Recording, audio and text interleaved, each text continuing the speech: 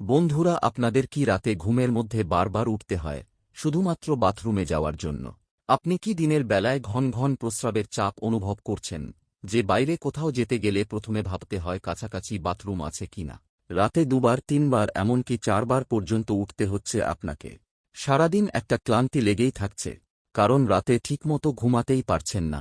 আপনি হয়তো ভাবছেন এটা বয়সের কারণে হচ্ছে, কিন্তু আমি আজ আপনাকে একটু সতর্ক করতে চাই।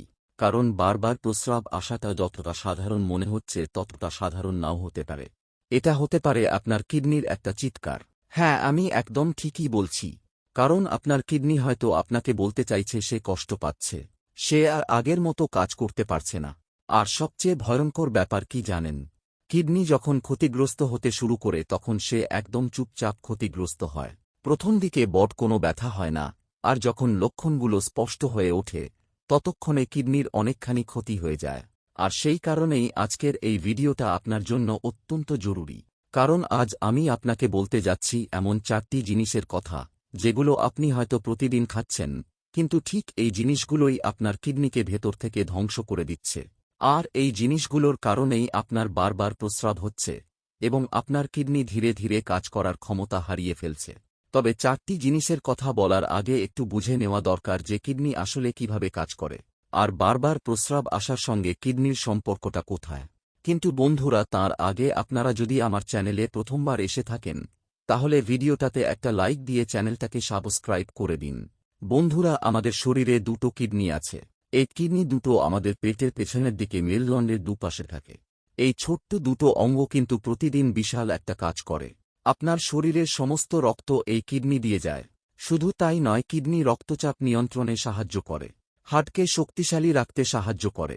অর্থাৎ কিডনি শুধু প্রস্রাব তৈরি করে না, সে আপনার শরীরের ভারসাম্য রক্ষার একটা মূল স্তম্ভ। কিন্তু কিডনি যখন দুর্বল হতে শুরু করে তখন সে রক্ত থেকে বর্জ্য ঠিকমতো ছাড়তে পারে না। আর এই কারণেই কখনো বারবার প্রস্রাব আসে, কখনো প্রস্রাবের পরিমাণ অস্বাভাবিকভাবে কমে যায়, আবার কখনো প্রস্রাবে ফেনা দেখা যায়। তাই এটাকে অবহেলা করা একদম ঠিক হবে না। এখন আপনি হয়তো মনে মনে ভাবছেন যে বারবার প্রস্রাব তো ডায়াবেটিসের কারণেও হতে পারে। আসলে ডায়াবেটিস থাকলে রক্তে শর্করার পরিমাণ বেড়ে যায় এবং কিডনি সেই অতিরিক্ত শর্করা বের করার জন্য বেশি বেশি প্রস্রাব তৈরি করে। এবার আসি সেই প্রথম জিনিসটার কথায়, যেটা আপনাকে আজ থেকেই বন্ধ করতে হবে, এবং সেটা হলো অতিরিক্ত লবণ। আপনি ভাবছেন যে লবণ তো আমরা সবাই খাই, রান্নায় লবণ না দিলে তো খাবারে কোনো স্বাদই থাকে না, তাহলে এটা আবার কিডনির কি ক্ষতি করবে? কিন্তু সমস্যাটা হলো অতিরিক্ত লবণে। আপনি একটু ভেবে দেখুন, আপনি কি ভাতের পাতে আলাদা করে কাঁচা লবণ দেন? আপনি কি আচার খান? আচারে কিন্তু প্রচুর লবণ থাকে। একজন প্রাপ্তবয়স্ক মানুষের দিনে সর্বোচ্চ 5 গ্রাম লবণ খাওয়া উচিত, কিন্তু আমাদের দেশে বেশিরভাগ মানুষ দিনে 10 থেকে 15 গ্রাম লবণ খেয়ে ফেলেন। অর্থাৎ যতটুকু দরকার তার 2 থেকে 3 গুণ বেশি। এখন এই অতিরিক্ত লবণ আপনার শরীরে গেলে কি ঘটে সেটা একটু বলি। লবণের মধ্যে থাকে সোডিয়াম। যখন আপনার রক্তে সোডিয়ামের পরিমাণ বেড়ে যায় তখন আপনার শরীর সেই সোডিয়ামকে পাতলা করার জন্য বেশি জল ধরে রাখে।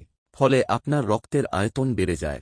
রক্তের আয়তন বাড়লে রক্তচাপ বেড়ে যায়, আর এই বাড়তি রক্তচাপ সরাসরি কিডনির উপর চাপ ফেলে। কিডনির ভেতরে যে ক্ষুদ্র ক্ষুদ্র ছাঁকনি আছে সেগুলো এই উচ্চ রক্তচাপের কারণে ক্ষতিগ্রস্ত হতে থাকে। প্রতিদিন যদি এই অতিরিক্ত চাপ চলতে থাকে তাহলে কিডনির ফিল্টারিং ইউনিটগুলো একটা একটা করে নষ্ট হতে থাকে। আর সবচেয়ে দুঃখের কথা হল, একবার এই ফিল্টারিং ইউনিটগুলো নষ্ট হলে সেগুলো আর কখনো ফিরে আসে না। এটাই কিডনি রোগের সবচেয়ে ভয়ঙ্কর দিক। তাই আজ থেকেই খাবারে কাঁচা লবণ দেওয়া একদম বন্ধ করুন। রান্নাতে যতটুকু লবণ দেন সেটাই যথেষ্ট। তার উপরে আলাদা করে কোন লবণ খাবেন না।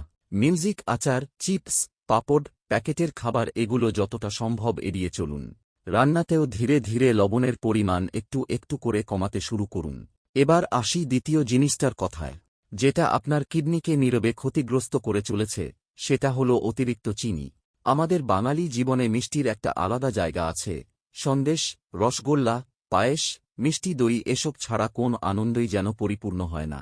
কিন্তু সমস্যাটা তখন হয় যখন এই মিষ্টি খাওয়াটা একটা প্রতিদিনের অভ্যাসে পরিণত হয়।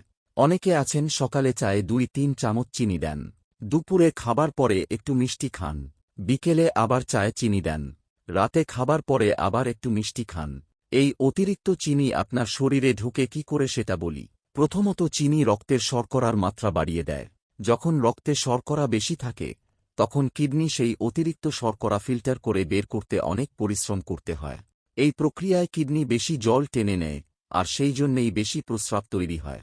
এই চক্রটা যতদিন চলতে থাকে আপনার কিডনি তত ক্লান্ত হতে থাকে, তত দুর্বল হতে থাকে। শুধু তাই নয়, অতিরিক্ত চিনি খেলে আপনার ওজন বাড়ে। ওজন বাড়লে শরীরে ইনসুলিন প্রতিরোধ তৈরি হয় এবং ডায়াবেটিস হওয়ার ঝুঁকি বহু গুণে বেড়ে যায়। ডায়াবেটিস একবার হলে সেটা আবার উচ্চ রক্তচাপের ঝুঁকি বাড়ায়। আর ডায়াবেটিস আর উচ্চ রক্তচাপ এই দুটো মিলে কিডনি রোগের সবচেয়ে বড় কারণ। পৃথিবীতে যত মানুষের কিডনি নষ্ট হয় তার মধ্যে সবচেয়ে বেশি সংখ্যক মানুষের কিডনি নষ্ট হয় ডায়াবেটিস এবং উচ্চ রক্তচাপের কারণে। তাই অতিরিক্ত চিনি খাওয়া মানে আপনার কিডনিকে ধ্বংসের দিকে ঠেলে দেওয়া। এবার আসি তৃতীয় জিনিসটার কথায়। এটা এমন একটা জিনিস যেটা কিডনির জন্য অত্যন্ত ক্ষতিকর, আর সেটা হলো নিজে নিজে ব্যথার ওষুধ বা পেইন কিলার খাওয়ার অভ্যাস। আমাদের মধ্যে অনেকেই আছেন যাদের হাঁটুতে ব্যথা, কোমরে ব্যথা, ঘাড়ে ব্যথা, শরীরের কোথাও না কোথাও ব্যথা লেগেই থাকে। বিশেষ করে 50 বছর বয়সের পরে হাড় এবং জয়েন্টের ব্যথা খুব সাধারণ একটা সমস্যা। আর এই ব্যথা হলে বেশিরভাগ মানুষ কি করেন জানেন?